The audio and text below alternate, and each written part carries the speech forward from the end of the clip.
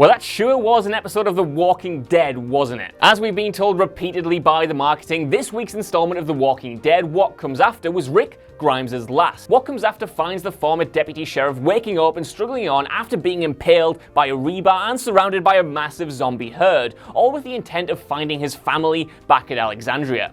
For the longest time, it looks like Rick is done for, and towards the end, it looks impossible for him to escape. Except, of course, this is The Walking Dead we're talking about, so of course he does. Despite leading the herd away, despite the severe wound in his side, and despite blowing up the bridge that he's literally standing on, sending him to what should be a watery grave, he washes up on the banks of the river and is found by Anne and then taken away by one of those mysterious helicopters, leaving the show alive, if not well, and it's there where The Walking Dead drops the ball once again.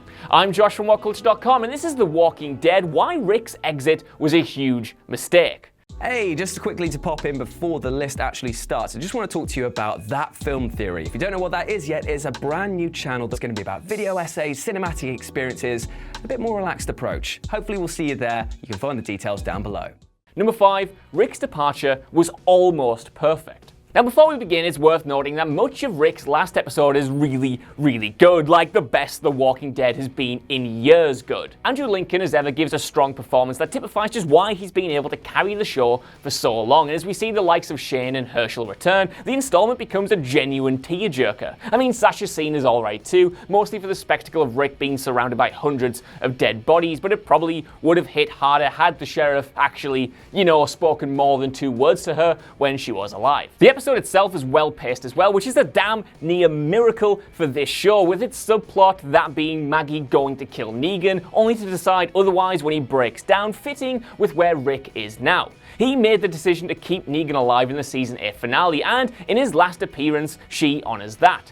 But really, the ep rightfully belongs to Rick. We move along in his bid to find his family, with the visions coming and going just like his consciousness. It's emotional, gripping, and occasionally harrowing stuff, all primed with a genuine fear that the world is closing in around the character we all love. Seriously, it's up there with anything The Walking Dead has done over the last couple of years, and by the time he's on that bridge, ready to pull the trigger, it all makes complete sense. We've seen Rick come full circle. He's done all he can and fought until the very end, and he's managed to save his family one last time. Given that they only had 5 measly episodes to work with, though, it's difficult to think of how they'd write a more fitting conclusion, save for maybe that Sasha vision being replaced by Carl or Laurie. And that's all good, but then, number 4.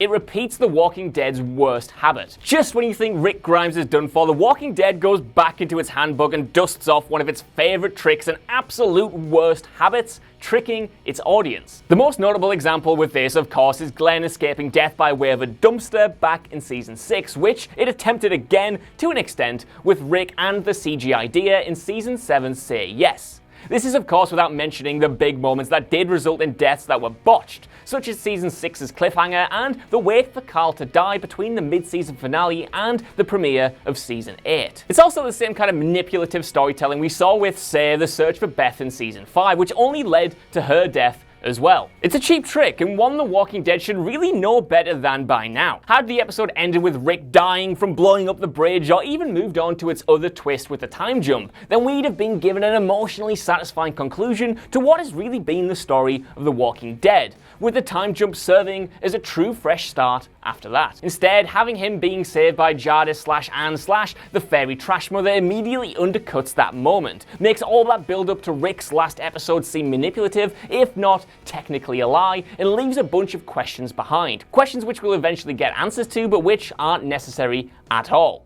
Number 3, it undermines the loss and the reactions to it.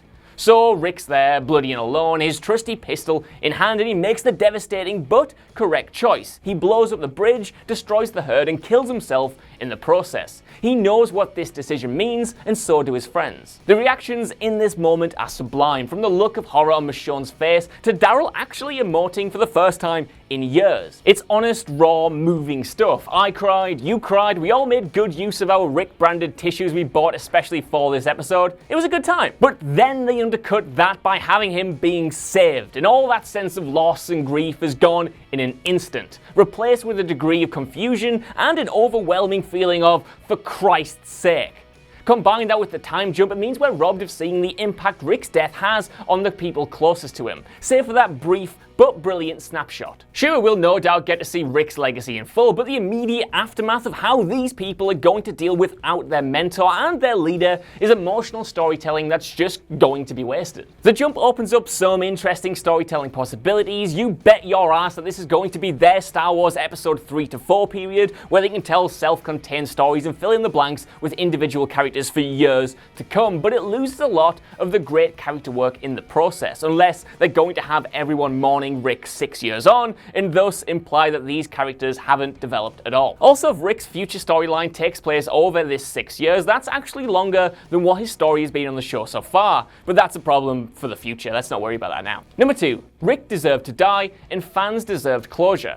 Rick has been through more than anyone else on this goddamn show. He lost his wife right after she gave birth, he had to kill his best friend, he had to raise said child in the world gone to hell despite knowing that she isn't his. He lost his son, his family, his friends, and for a time, even his mind, and kept on going. The only consolation was that he never lost that damn arm. With Andrew Lincoln deciding to leave the show, it was a chance to allow Rick to rest in peace. Like him, fans and viewers have been through a hell of a lot and been through it all with him. And knowing he's still out there alive, still doing something, is going to overshadow everything that comes next. There's some intriguing setup in this episode, courtesy of the major time jump, the arrival of Magna's group, and the tease of the Whisperers. But in the background of it all are questions about what's happened to Rick, where he is, what A and B and that helicopter means, and why, if he is alive, he hasn't tried to get back to his family for 6 years. This should have been closure for fans who've had to put up with the show's declining quality and times when it frankly treated them like idiots, and closure for Rick Grimes, who has spent his life fighting and now, presumably, has to go on living while ripped away from the people he holds closest to him. Number 1.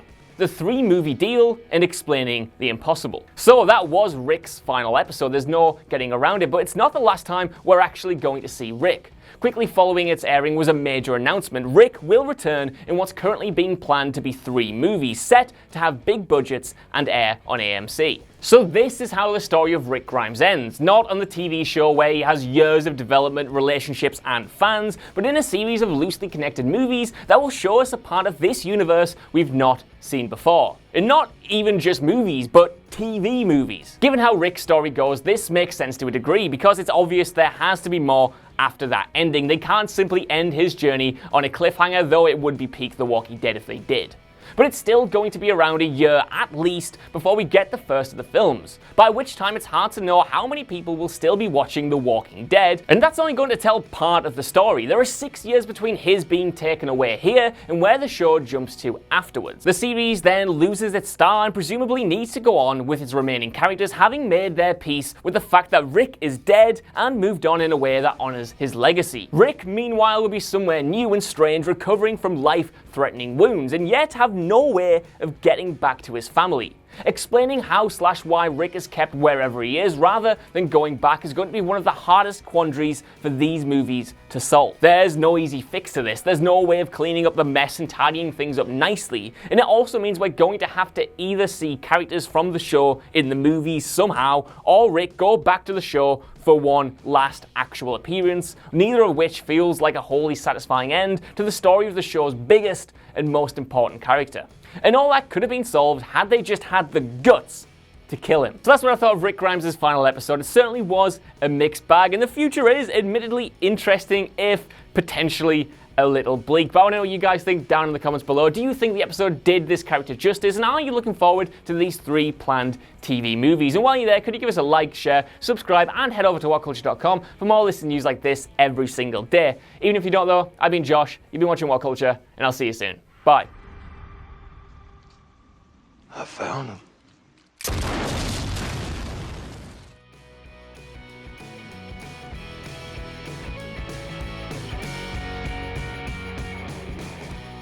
Did you know that What Culture also does a board game? It's true, we do. And you can purchase it at shop.whatculture. Who knows, I might even sign a copy or two to devalue them a little bit.